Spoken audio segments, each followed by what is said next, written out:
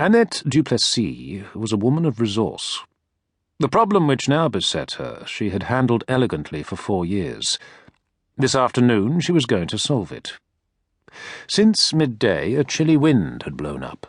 Draughts whistled through the apartment, finding out the keyholes and the cracks under the doors, fanning the nebulous banners of approaching crisis.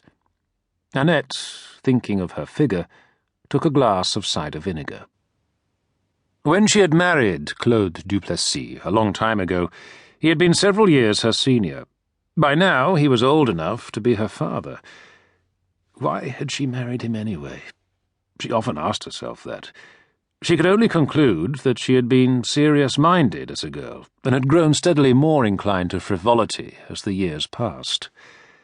At the time they met, Claude was working and worrying his way to the top of the civil service, through the different degrees and shades and variants of clerkdom, from clerk menial to clerk of some parts, from intermediary clerk to clerk of a higher type, to clerk most senior, clerk confidential, clerk extraordinary, clerk in excelsis, clerk to end all clerks.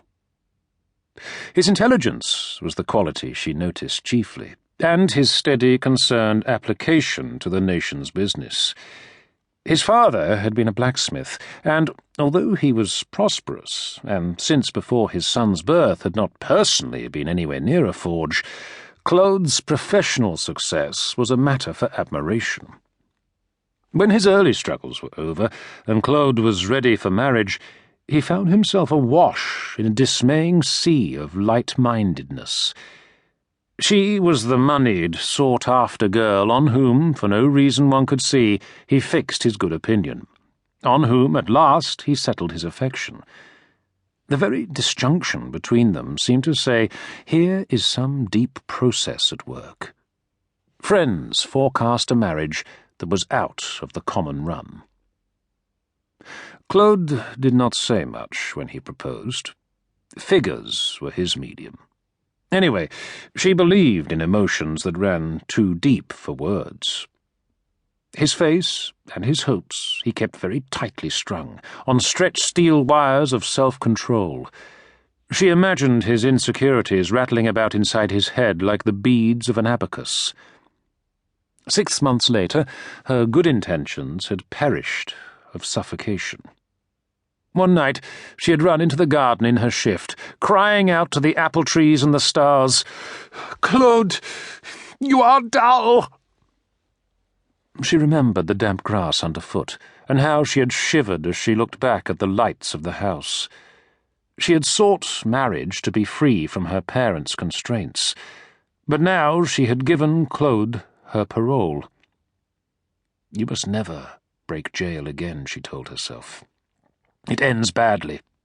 Dead bodies in muddy fields. She crept back inside, washed her feet, drank a warm tisane to cure any lingering hopes. Afterwards, Claude had treated her with reserve and suspicion for some months. Even now, if she was unwell or whimsical, he would allude to the incident, explaining that he had learned to live with her unstable nature, but that when he was a young man, it had taken him quite by surprise. After the girls were born, there had been a small affair. He was a friend of her husband, a barrister, a square, blonde man, last heard of in Toulouse, supporting a red-faced dropsical wife and 5 daughters at a convent school. She had not repeated the experiment. Claude had not found out about it. If he had, perhaps something would have had to change. But as he hadn't, as he staunchly, wilfully, manfully hadn't, there was no point in doing it again. So then, to hurry the years past, and to contemplate something that should not be thought of in the category of an affair, Camille arrived in her life when he was 22 years old. Stanislas Fréron, her family knew his family, had brought